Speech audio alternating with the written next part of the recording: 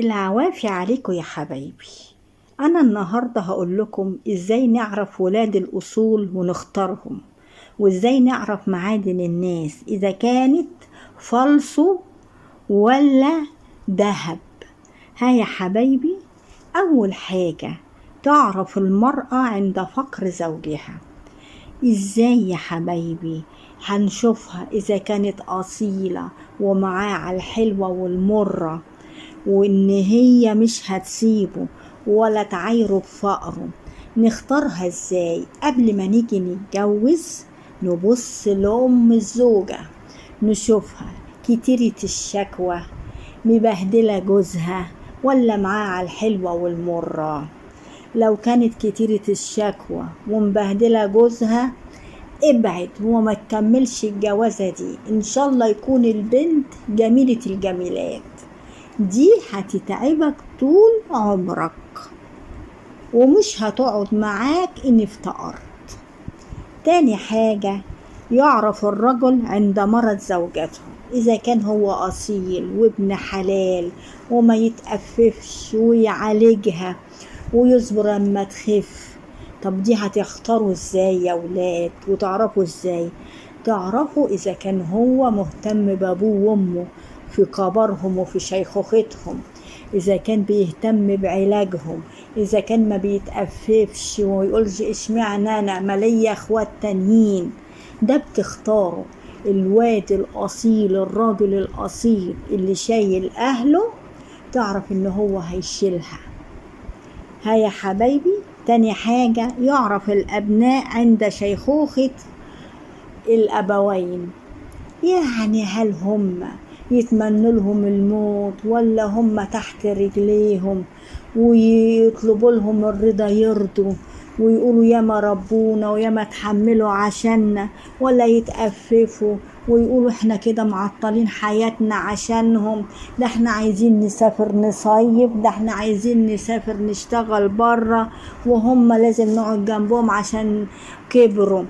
ده هيبان الأصالة بتاعت الأولاد، عيال أصلة وطمر فيهم التربية ولا لا. ها يا حبايبي،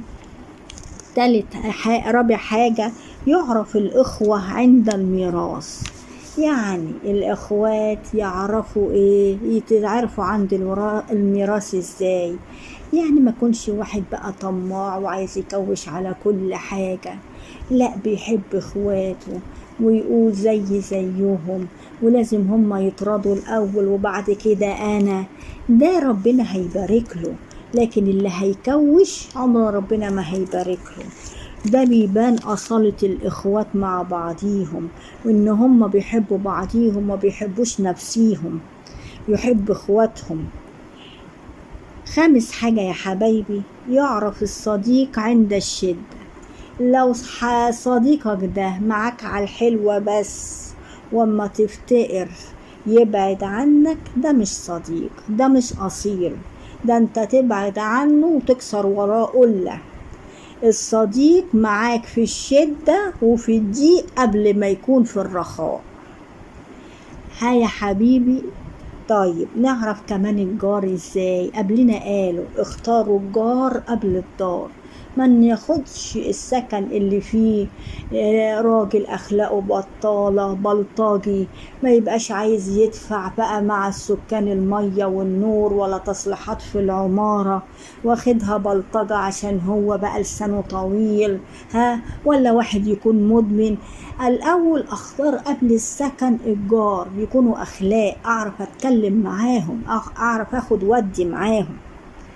كمان يا حبايبي يعرف الأقرباء في الغربة، يعني انت لو في غربة وعندك قريب هيمدلك ايد المعاونة والمساعدة ويدلك على الحاجة ويقولك خد فلوس اهي ام عقبال ما تقبض، ويبقى في ظهرك في الغربة. ولا الاهل كده ولا اخوك اكن معاك في الغربة، مش يلا نفسي وانا مالي، مش هو اللي جه يتصرف مع نفسه. يبقى الغريب أحن من القريب. ده ينفع الكلام ده؟ فين الأصل اللي احنا بندور عليه؟ طيب يا حبايبي، ويعرف بقى المحبة والمودة عند انتهاء المصالح. يعني اللي بيودك ورايح جاي يزورك وعمال يقدم لك كل مساعدة، كل ده عشان أول ما المصلحة بتاعته تنتهي معاك ما تشوفش وشه. يعني عارفك عشان مصلحته.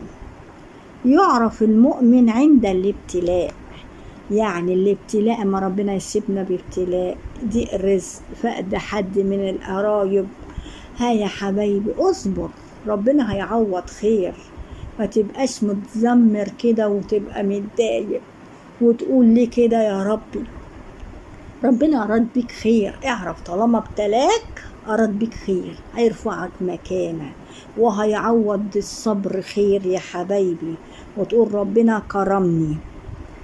أما نصيحة خالتي فتونة ليكوا يا حبايبي، هي حكمتين هقولها لكم وحطوها حلقة في ودنكم. إذا أكرمت الكريم ملكته، وإذا أكرمت اللئيم تمرضه. والحكمة التانية لازم تحطوها في ودنكم، زعل ولاد الأصول صمت، وزعل الأوباش تلقيح. وقبلنا قالوا قبل ما تناسب حاسب. وندور على ولاد الأصول اللي يبقوا معانا على الوحشة قبل الحلوة، مش بتوعة وقتهم معايا يبقى كويسين، معايش يسودوا العيشة وما يرضوش يعيشوا. يا حبايبي ما تدوروش على الجمال الشكل بس، ده مش ده الأساس. جمال النفس والطباع والأخلاق هي ديت الأساس، هي دي اللي هتريحك. التانية جمال الشكل بس بدون عقل، بدون إن هي يكون عندها رحمة أو هو يكون عنده رحمة، ده تعب ليكم وتبقى الحياة سودة. دوروا على أولاد الأصول وخدوهم وانتوا الكسبانين. وإن عجبكم الفيديو بتاعنا ما تنسوناش في اللايك والشير، وتمسوا بالخير يا حبايبي.